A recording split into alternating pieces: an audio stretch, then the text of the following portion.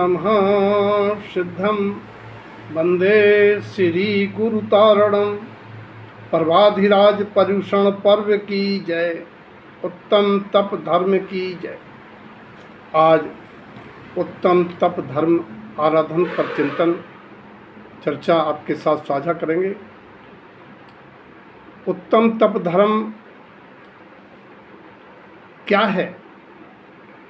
उत्तम तप सो मार्ग बखाना, मोक्ष मार्ग है, मोक्ष मार्गी का लक्षण है, गुण है। कब है? उत्तम तप निर्वांछित पाले, सोनर कर्म शत्रु को टाले। अपनी इच्छाओं को नियंत्रित करना, जो तप तपे क्षिपे अभिलाषा। जब इच्छाएं उत्पन्न नहीं हो रही हों, उस दशा का नाम तप है।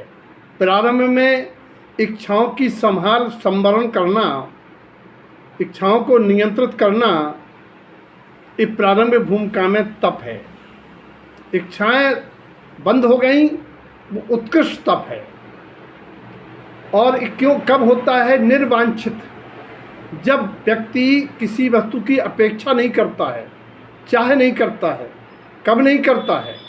जब वस्तु स्वरूप को जान लेता है कि ये वस्तु अनात्म है, पर है, ये मेरे आत्मा से इसका भिन्नत्व है, हम इसके भोक्ता नहीं हैं, इससे मुझे सुख मिलने वाला नहीं है।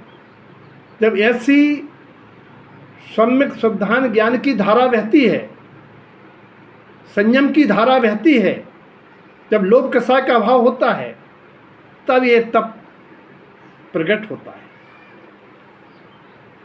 किस लिए होता है तप?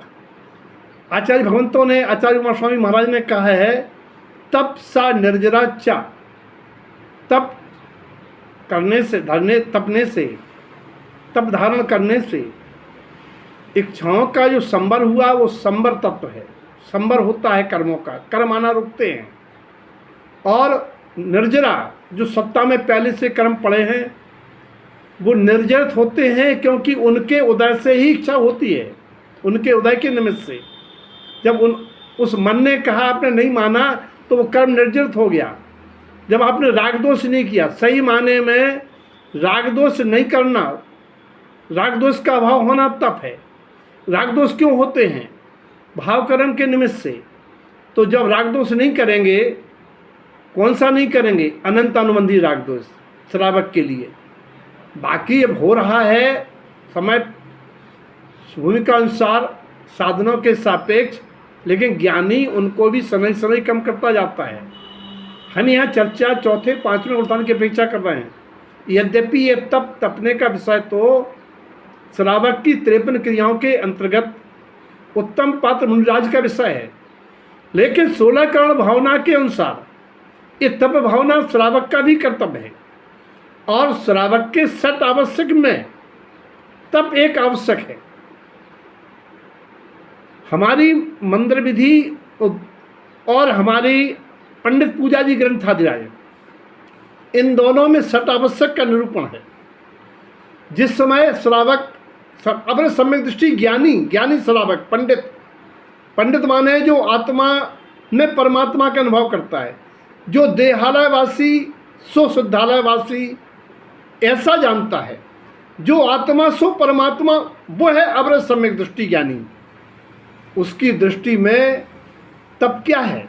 पंडित पूजा जी के अनुसार गाथा नंबर 30 का सार, 27 तत्वों का चिंतन पूर्वक आत्म तत्व पर दृष्टि होना, सही माने में तत्वों पर दृष्टि होना।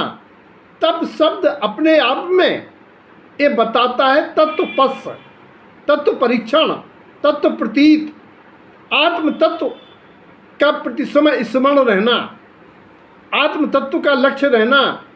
सही माने में जब ये निश्चय से तप होता है, तब व्यवहार में तप का इच्छुक व्यक्ति शक्ति प्रमाण, अनशन, उनोदर आदि तप तपता है। और निश्चय तप का साधनभूत कर्म निर्जरा का हेतु, ध्यान का सहकारी स्वाध्याय परम तप। जब तक प्राणी सत्य शास्त्रों के स्वाध्याय पूर्वक अपने स्वरूप का अध्ययन नहीं करेगा, जब तक सम्यक ज्ञान नहीं होगा, तब तक तप मिथ्या तप कुतप हो सकता है।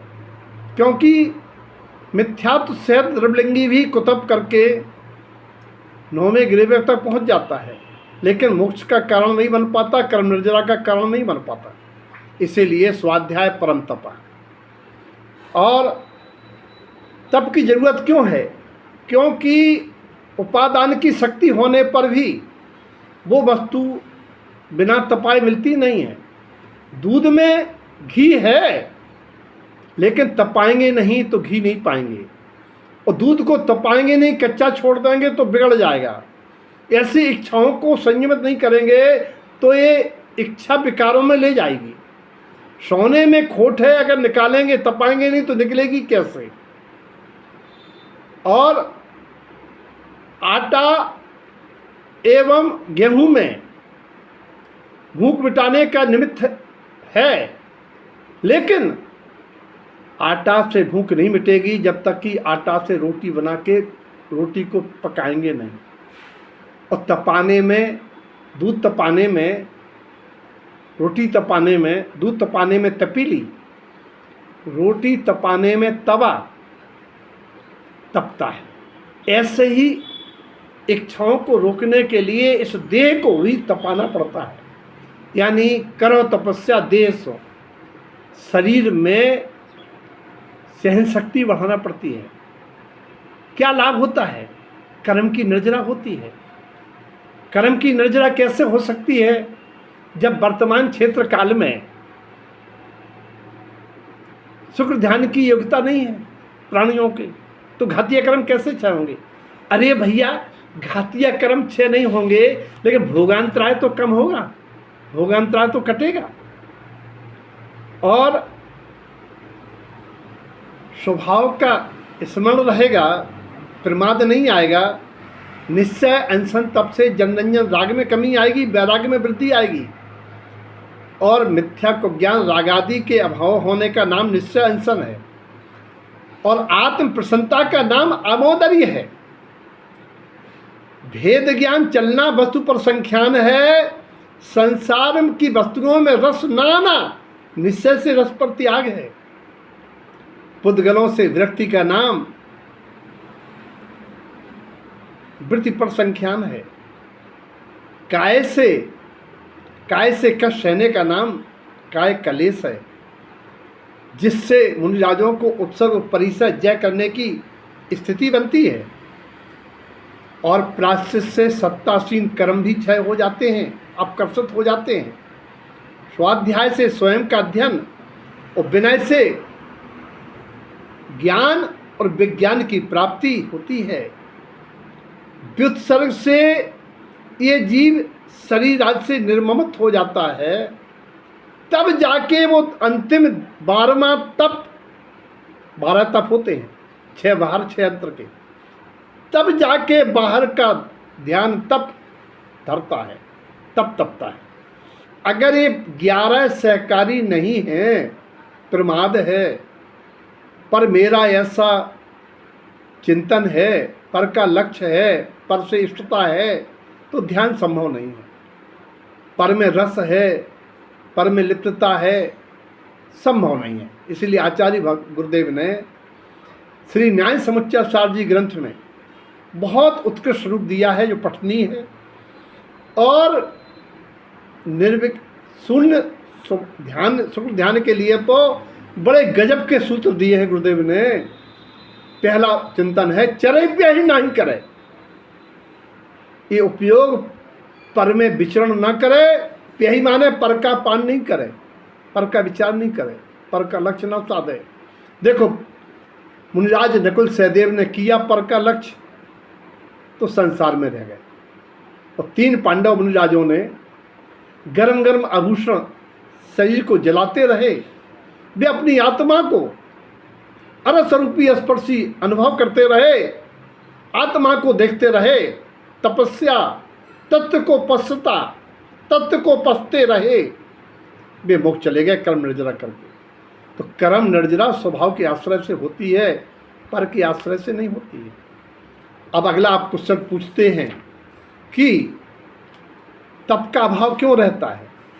तप के प्रति आदर नहीं है, इच्छाओं की पूर्ति की रुचि है, संस्कार है, और लोग बहिरंग तप को ही, शरीराश्रित तप को ही तप धर्म मान लेते हैं।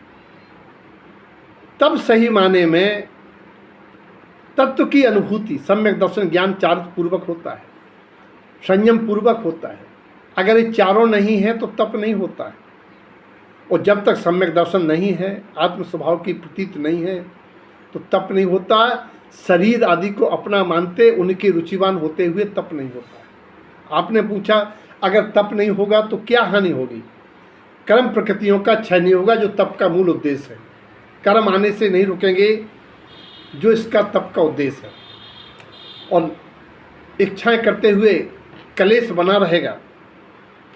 इच्छाओं की पूर्ति न होने पर आकुलता व्याकुलता होने से असाता वेदनी बढ़ता रहेगा। और आचार्य गुरुदेव कहते हैं कि जब तक शुद्ध दृष्टि आत्मदृष्टि नहीं हुई तो किम तप तवेत्वम, बिना शुद्ध दृष्टि और बिना तप के ये आत्मगुणमाला अर्थात श्रेणी आरोहण, गुणस्थान आरोहण नहीं होगा। आपने पूछा तप धर्म के सद्भाव का उपाय क्या है? जिन दीक्षा पूर्वक रतन त्रय आराधन और गृहस्थ के लिए तत्वों के चिंतन पूर्वक आत्म तत्व की रुचि। आपने पूछा तब कौन तपना चाहता है और क्यों? तब चाहे सौराय, तब तपना चाहता है देवताओं का राजा इंद्र। क्यों तपना चाहता है? उनने तप की महिमा देखी है। तप तपने से वे परमात्मा घातीय कर्मों से रहित समोत्सरण में निरीक्ष अवस्था में आनंद सहजानंद में बैठे हैं। कितना वैभव चरणों में लूट रहा है, उन्हें वैभव से कोई मतलब नहीं है।